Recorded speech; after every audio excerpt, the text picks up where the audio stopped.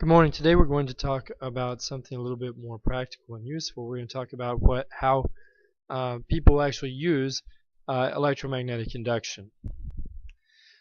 Before we get started, though, we need to review a couple of things that'll help you as we go through this. That's two things that affect the magnitude of an induced current. One of them would be the number of loops of wire in the solenoid. So remember that more loops means more voltage, but that also means less current. And the other thing that affects it is the strength of the magnetic field. So if you have a stronger magnet, you're going to get more voltage, which is also going to give you less current. That's going to be really important here in a few minutes when we talk about transformers. You need to know that probably the most common usage for electromagnetic inductance is in the delivery of electric power to your home and businesses. Basically, we use induced currents. The electric utility uses induced currents to change either the voltage flowing through the line or the current flowing through the voltage used to push the current through the line based on what they need to do.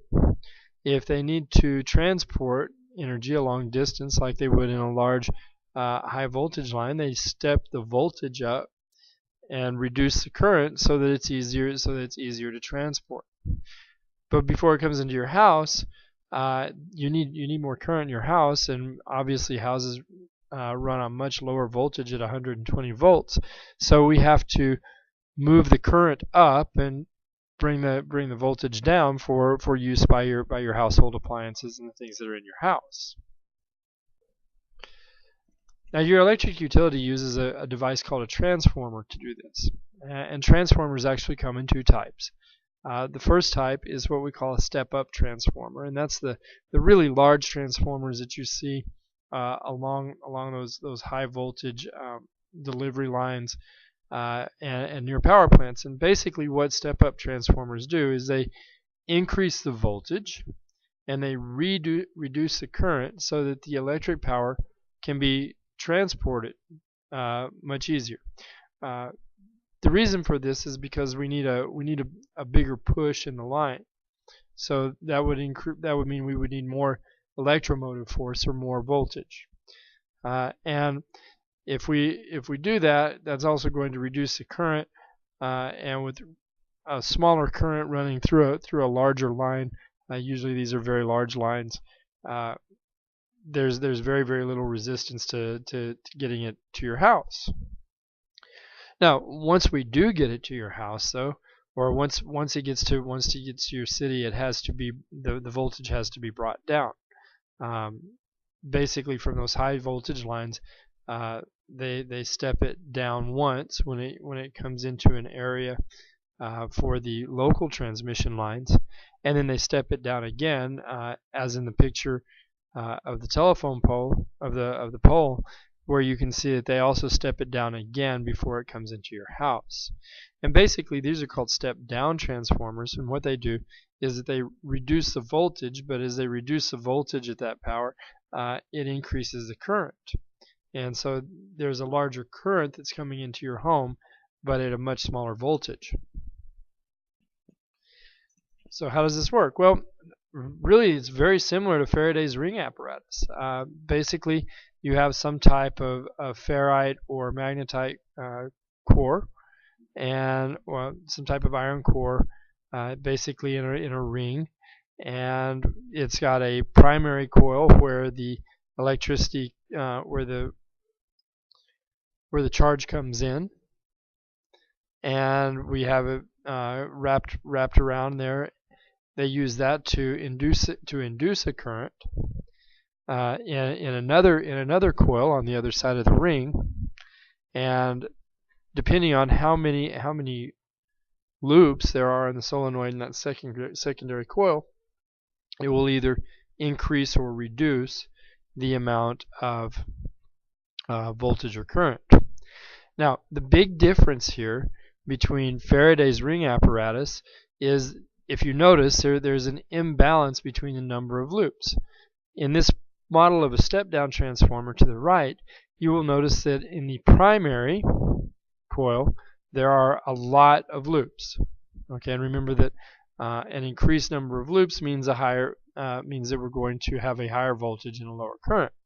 So we have this high voltage area, and it induces we're going to induce a current in the secondary coil from it, and it has a lesser number of loops, which means that the voltage will go down, and when the voltage goes down, that means that the current goes up. So what we see in this transformer, in this step-down transformer, is how we can transform from a high voltage, low current situation to a lower voltage, higher current situation. Now, in a step-up transformer, it's just the opposite of this. The primary coil would have fewer loops, and the secondary coil would have more loops, because we're trying to go from a high current, low voltage situation to a low current, high voltage situation. Another thing that uses electromagnetic induction is generators and motors. Remember that generators are devices that will use mechanical energy to produce electric power through induction. Basically, what happens in a generator is that we do something to do physical or mechanical work to spin a coil or a battery, and then that induces a current that we can use as electricity. But motors work almost the exact opposite of that. We spin a battery or a coil. Actually, we induce a current in a coil or a solenoid to cause it to spin, and when it spins, the shaft is used to do mechanical work. And they're basically just opposites of each other, much like a step-down and a step-up transformer. So how do they work? Well, the most basic idea, like in the picture here, is that you have a strong magnet on both sides, and then you have a wire coil that's going to spin inside the generator or the motor, and it'll either do mechanical work, can be used to do mechanical work, or it could be used to take the electricity and do other types of work. But basically, it's just spinning the coil in the field.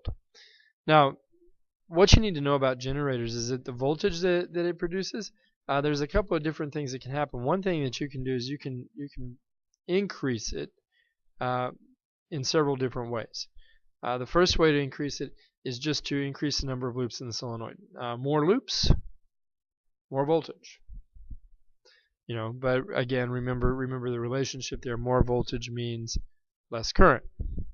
Another way would be to have a stronger magnetic field, to have a stronger magnet or electromagnet there, and use it to create a stronger field, which would induce more a higher voltage. The other way would be for you to spin the solenoid faster. The faster the solenoid spins, the more voltage you're going to get. Anyway, that's it for today. I'll talk to you next time.